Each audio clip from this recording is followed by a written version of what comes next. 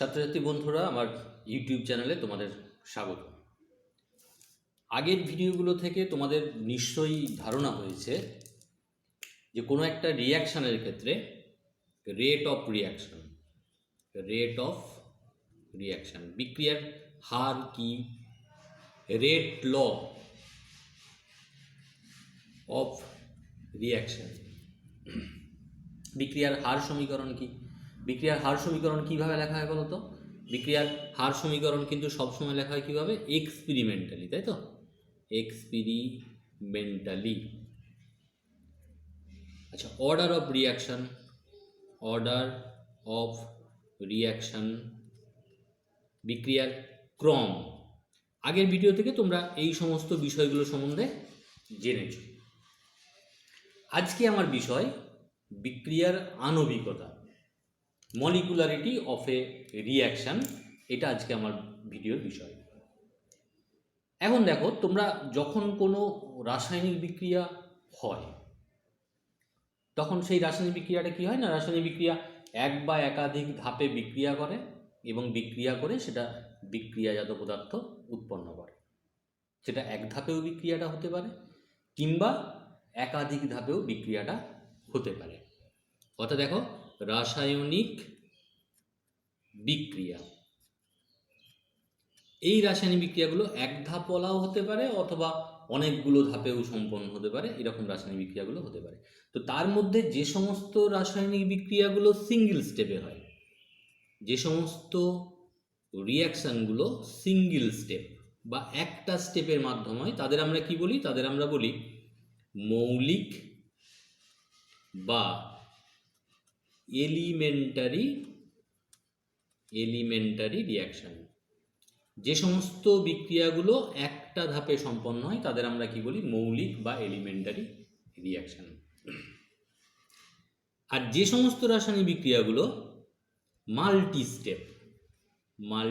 Step অর্থাৎ অনেকগুলো ধাপে হয়, তাদের আমরা কি বলি? তাদের আমরা বলি জটিল বা কমপ্লেক্স রিয়াকশান। অনেকগুলো ধাপে সম্পন্ন হবে, আমি দেখাচ্ছি উদাহরণ দিয়ে। সেগুলোকে আমরা কি বলি? সেগুলোকে আমরা বলি জটিল বা কমপ্লেক্স রিয়াকশান। এখন দেখো, এই যে আণবিকতা বা মলিকুলারিটি, এই molecularity is applicable for elementary reaction. অর্থাৎ যে সমস্ত রিয়াকশান একটা ধাপে সম্পন্ন হয় তাদের ক্ষেত্রেই এই মলিকুলারিটি কথাটা কিন্তু প্রযোজ্য। Molecularity is not applicable for complex reaction. Complex reaction যদি হয় তাহলে তার ক্ষেত্রে কিন্তু মলিকুলারিটি কথাটা প্রযোজ্য নয়। তার মানে মলিকুলারিটি কথাটা কোথায় প্রযোজ্য? যদি সেটা এলিমেন্টারি বা একটা সিঙ্গেল স্টেপ রিয়াকশান হয়। যেমন দেখো, আমি একটা রিয়াকশান নিচ্ছি। দেখো, ধরো বললাম NH4NO2, এইখান থেকে N2 + 2H2O। এই যে রিয়াকশানটা, এই রিয়াকশানটা কি? এটা হচ্ছে একটা এলিমেন্টারি রিয়াকশান। এটা একটা এলিমেন্টারি রিয়াকশান। এর ক্ষেত্রে কিন্তু মলিকুলারিটি কথাটা প্রযোজ্য হবে। কিন্তু দেখো, ধরো আমি এরকম একটা রিয়াকশান নিচ্ছি যে NO + H2, এইখান থেকে হচ্ছে N2 + H2O। যদি এটাকে ব্যালেন্স করে নাও তাহলে এখানে 2, এখানে 2, আর এখানে কত হবে? তাহলে 2। এই যে রিয়াকশানটা, এই রিয়াকশানটা একটা কমপ্লেক্স রিয়াকশান। এখন দেখো, কমপ্লেক্স রিয়াকশান আমি কাকে বলেছি? কমপ্লেক্স রিয়াকশান মানে বলেছি যে সমস্ত বিক্রিয়া একাধিক ধাপে সম্পন্ন হয় সেগুলোকে কমপ্লেক্স রিয়াকশান বলে। এখন এই রিয়াকশানটা যখন বলবে তখন দেখো এটা দুটো ধাপে সম্পন্ন হয়। স্টেপ 1 দেখায়। স্টেপ 1-এ কি হয়? 2NO + H2, এইখান থেকে হয় N2 + H2O। এবং স্টেপ 2-তে কি হয়? স্টেপ 2-তে হয় এরকম, দেখো যে H2O2 + H2, এইখান থেকে হয় কি? 2H2O। তাহলে দেখো, এই দুটো যদি তুমি স্টেপ 1 আর স্টেপ 2কে যোগ করে নাও তাহলে দেখো এই রিয়াকশানটা পাবে 2NO H2 কেটে যাবে দুদিকে। তাহলে এই রিয়াকশানটা একটা কমপ্লেক্স রিয়াকশান যেগুলো অনেকগুলো ধাপে হয়েছে। তো এই রকম অনেকগুলো ধাপে যে রিয়াকশানগুলো হবে বা কমপ্লেক্স রিয়াকশান হবে তাদের ক্ষেত্রে কিন্তু এই যে মলিকুলারিটি এই কথাটা কিন্তু প্রযোজ্য হবে না। কাদের ক্ষেত্রে প্রযোজ্য হবে? যদি সেটা সিঙ্গেল স্টেপ রিয়াকশান হয়। এখন দেখো আমি মলিকুলারিটি কাকে বলবো, অর্থাৎ মলিকুলারিটি একটা রিয়াকশানের ক্ষেত্রে কি? মলিকুলারিটি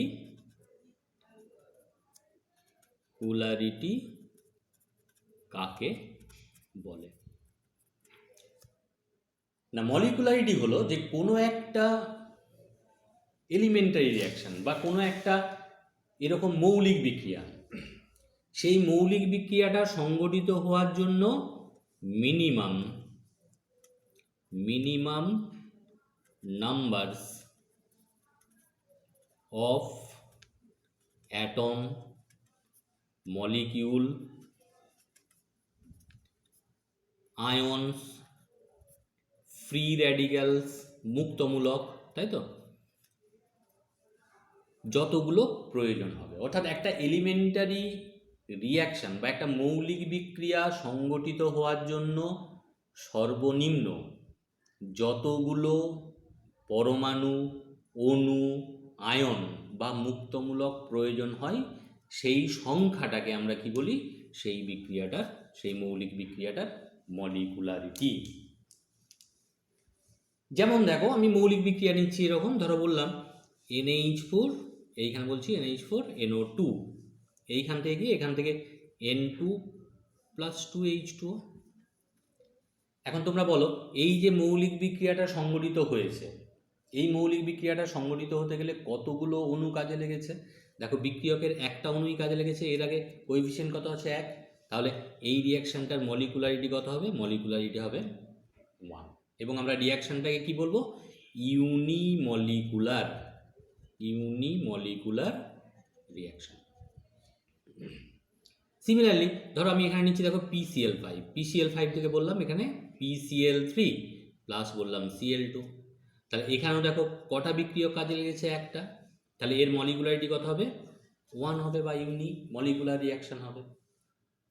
আবার দেখো আমি কতগুলো রিয়াকশান লিখছি এরকম, ধরো বললাম NO + O3, এইখান থেকে বলছি দেখো NO2 + O2।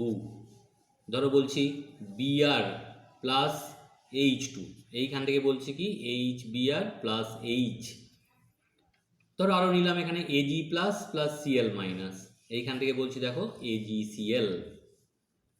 তাহলে এই যে রিয়াকশানগুলো এখানে লিখেছি, দেখো এখানে প্রথম যে রিয়াকশানটা আছে কটা বিক্রিয়ক অণু কাজে লেগেছে? NO আছে একটা, O3 আছে একটা, তার মানে দুটো। তাহলে এর আণবিকতা কত হবে? 2। সেকেন্ডটায় দেখো H2 একটা অণু আর Br একটা কি ফ্রি রেডিক্যাল বা মুক্তমূলক লেগেছে, তাহলে টোটাল কটা আছে? দুটো। আণবিকতা কত হবে? 2। এখানেও দেখো কটা আয়ন কাজে লেগেছে? দুটো। আণবিকতা কত হবে? 2। তাহলে এই যে রিয়াকশানগুলো এইগুলোকে আমরা কি বলবো? বাইমলিকুলার রিয়াকশান। আবার দেখো এলিমেন্টারি রিয়াকশান আরেকটা নিই, ধরো এখানে বললাম 2NO + Cl2, এখান থেকে কি হয়েছে? 2NOCl। এই বিক্রিয়াটা সংগঠিত হওয়ার জন্য কটা বিক্রিয়ক অণু কাজে লেগেছে? দেখো NO লেগেছে দুটো, Cl লেগেছে একটা, 3টে। তাহলে এর মলিকুলারিটি কত হবে? 3। বা ধরো বলছি এখানে দেখো যে 2SO2 + O2, এইখান থেকে বলছি দেখো 2SO3। তাহলে এখানে কটা কাজে লেগেছে অণু বিক্রিয়কের? দুটো আর একটা, 2 + 1, 3টে কাজে লেগেছে। তাহলে এখানে এর মলিকুলারিটি বা আণবিকতা কত হবে? আণবিকতা হবে 3। অর্থাৎ দেখো মলিকুলারিটি সবসময় অ্যাপ্লিকেবল হবে কোথায়? মলিকুলারিটি বা আণবিকতা, মলিকুলারিটি এটা সবসময় অ্যাপ্লিকেবল হবে কোথায় না? For single step reaction. অর্থাৎ যদি এই রকম হয় যে মৌলিক বিক্রিয়া একটা ধাপে সম্পন্ন হচ্ছে, তাহলে তাদের ক্ষেত্রে মলিকুলারিটি কথাটা প্রযোজ্য হবে। সেকেন্ড দেখো, এই যে মলিকুলারিটি বা আণবিকতা, এটা কি হবে? এটা কিন্তু অলওয়েজ পজিটিভ হবে। কখনো কিন্তু শূন্য, ভগ্নাংশ বা নেগেটিভ এটা কিন্তু হবে না। শূন্য হতে পারে না, ভগ্নাংশ হতে পারে না, নেগেটিভ হতে পারে না। তোমরা যদি বিক্রিয়ার ক্রমটা একটু মনে করো তাহলে দেখবে বিক্রিয়ার ক্রম শূন্য হতে পারে, ভগ্নাংশ হতে পারে, নেগেটিভ হতে পারে, কিন্তু মলিকুলারিটি কিন্তু কখনো শূন্য, ভগ্নাংশ বা নেগেটিভ হবে না। অলওয়েজ কি হবে? অলওয়েজ পজিটিভ হবে। কার ক্ষেত্রে প্রযোজ্য হবে? For single step reaction. এবং এই যে মলিকুলারিটি, এই মলিকুলারিটি কিন্তু একটা তাত্ত্বিক রাশি, এক্সপেরিমেন্টালি কিন্তু নয়। বিক্রিয়ার ক্রমটা ছিল কিন্তু এক্সপেরিমেন্টালি, কিন্তু মলিকুলারিটি সবসময় তাত্ত্বিক রাশি। তাত্ত্বিক রাশি মানে কি? তাত্ত্বিক রাশি মানে তুমি একটা সিঙ্গেল স্টেপ বা এলিমেন্টারি রিয়াকশান নাও, তার বিক্রিয়াটাকে ব্যালেন্স করো, অর্থাৎ সমিত সমীকরণটাকে লেখো। সমিত সমীকরণ লেখার পর তার যে বিক্রিয়ক অণুগুলো থাকবে, সেই বিক্রিয়ক অণুর বা পরমাণু বা আয়ন যেগুলো আছে তাদের যোগফলটা নিয়ে নাও। যোগফল যা হবে সেটাই হবে বিক্রিয়াটার আণবিকতা। যেমন দেখো, একটা বিক্রিয়া আমি নিলাম এ প্লাস, এখানে নিচ্ছি বি, এখান থেকে ধরো বিক্রিয়াটা হয়েছে প্রোডাক্ট। তাহলে এই বিক্রিয়াটার ক্ষেত্রে যদি আমরা বলি আণবিকতা কত, তাহলে আণবিকতা বলতে গেলে আমরা এখানে কি বলবো? বিক্রিয়ক অণু কত আছে? এক। এখানে আছে এ এর কটা? এ সংখ্যক। বি এর আছে বি সংখ্যক। তাহলে এ প্লাস বি হয়ে যাবে এর মলিকুলারিটি। তার মানে তুমি যে রিয়াকশানগুলো এলিমেন্টারি রিয়াকশান বা সিঙ্গেল স্টেপ রিয়াকশান, তাদের ক্ষেত্রে তুমি যদি তাদের বিক্রিয়ক অণুগুলোর যে কোএফিসিয়েন্টগুলো আছে সমিত সমীকরণ অনুযায়ী যোগ করে দাও, তাহলেই কিন্তু তুমি সেখান থেকে মলিকুলারিটি পেয়ে যাবে। এখন দেখো, যদি এলিমেন্টারি রিয়াকশান হয়, আর একটা প্রবলেম এখানে হয়। এলিমেন্টারি রিয়াকশান যদি হয়, এলিমেন্টারি রিয়াকশান যদি হয়, তাহলে সেই এলিমেন্টারি রিয়াকশানের ক্ষেত্রে কিন্তু আমরা অর্ডার, রিয়াকশানটার ক্ষেত্রে অর্ডার এবং মলিকুলারিটি আমরা দেখব যে সেম, যদি রিয়াকশানটা এলিমেন্টারি রিয়াকশান হয়। এখন এলিমেন্টারি বা সিঙ্গেল স্টেপ, দেখো অর্ডার আমরা কিভাবে লিখেছিলাম? অর্ডার লিখেছিলাম যে বিক্রিয়াজাত যে পদার্থ উৎপন্ন হয় বিক্রিয়ক থেকে, তো সেটা আমাকে সবসময় এক্সপেরিমেন্টালি বের করতে হবে। পরীক্ষালব্ধ ফলাফলের উপর ডিপেন্ড করে আমাকে রিয়াকশানের অর্ডারটাকে বের করতে হয়। এখন যদি সেটা এলিমেন্টারি রিয়াকশান হয়, যেমন দেখো এই যে এলিমেন্টারি রিয়াকশান, এটা এলিমেন্টারি রিয়াকশান, এইটার ক্ষেত্রে তোমাকে যদি রেট লটা লিখতে বলে, তাহলে আমরা রেট সমানকে লিখে দিতে পারি। রেট সমান লিখতে পারি, দেখো K into concentration of A to the power A into concentration of B to the power B. অর্থাৎ সিঙ্গেল স্টেপ রিয়াকশান হলে আমরা তার ভরক্রিয়া সূত্র অনুযায়ী যে ফলাফল পাবো সেইটাই কিন্তু তার এক্সপেরিমেন্টালের ফলাফলের সঙ্গে মিলে যাবে। তাহলে এখানে দেখো অর্ডার কত হবে? অর্ডার কিন্তু এখানেও হবে এ প্লাস বি, কারণ এখানে বিক্রিয়কের যে গাঢ়ত্ব রাশি তার ঘাত কত?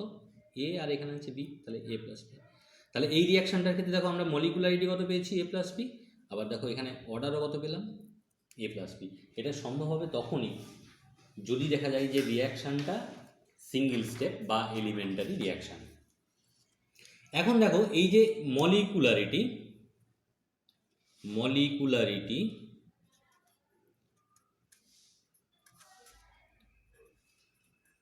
ক্যান নট বি গ্রেটার দেন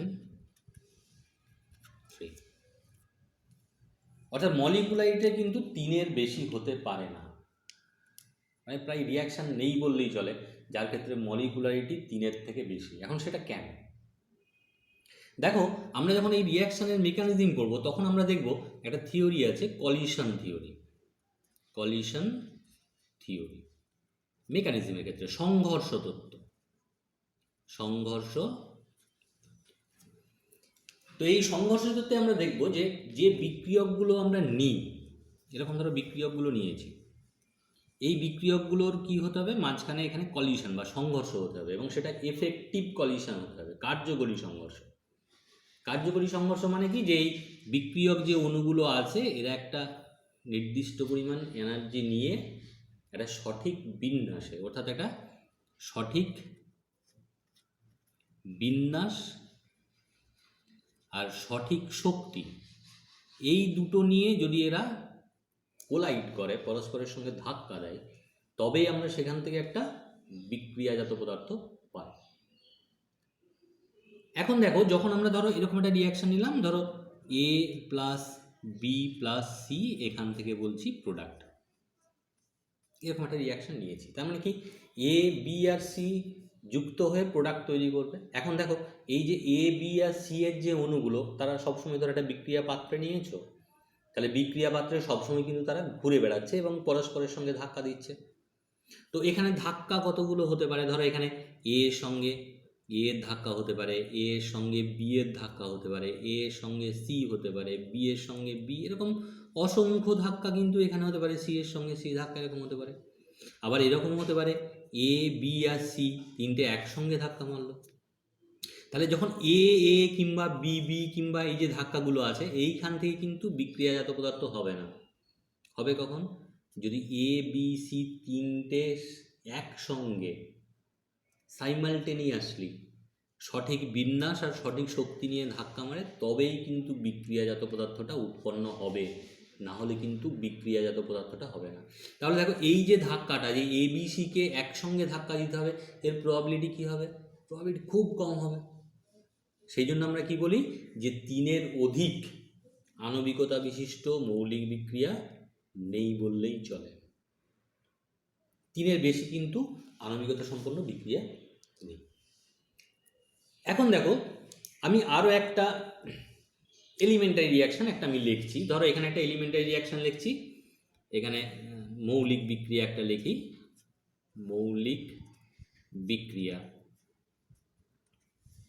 এটা লিখছি। দেখো, ধরো এখানে নিলাম CH3 COO C2H5, এটা এস্টার। আচ্ছা, এটা আমরা আদ্য বিশ্লেষণ করছি। আদ্য বিশ্লেষণ করলে কি হবে, তাহলে অ্যাসিড হবে প্লাস এখানে কি হবে, দেখো অ্যালকোহল C2H5OH, অ্যালকোহল উৎপন্ন হবে, অ্যাসিড এবং অ্যালকোহল উৎপন্ন হয়েছে।